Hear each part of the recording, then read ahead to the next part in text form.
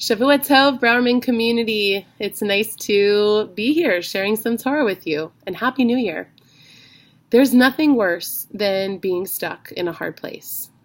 Being in a place where you feel like you literally can't move and you have nowhere to go is one of the most difficult parts of human life. The idea that we are helpless to the environment around us makes us feel small and that we're not in control of our world. That's exactly what's happening in this week's Parsha, Bishalach.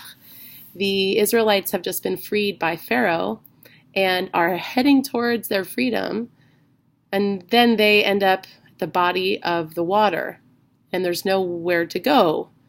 And then they hear the Pharaoh and his army is now on their way because the Pharaoh has changed his mind and he wants the Israelites back.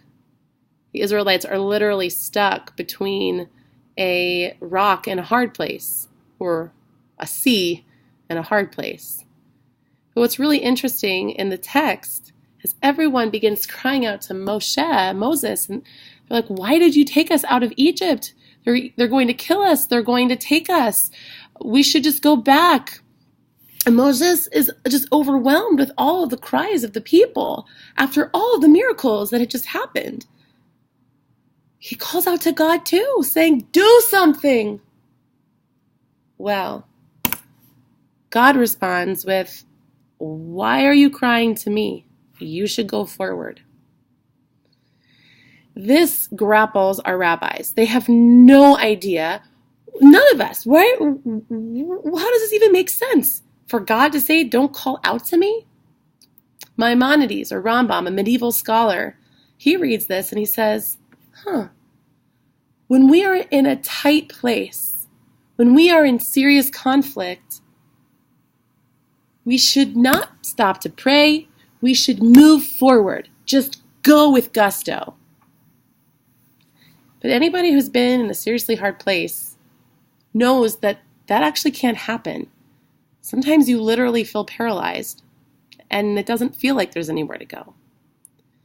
Nachmanides, or Ramban, his son-in-law, who loved to find an opposite view, suggests this isn't about not praying.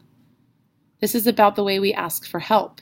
Moses and the people yelled at God to change the situation.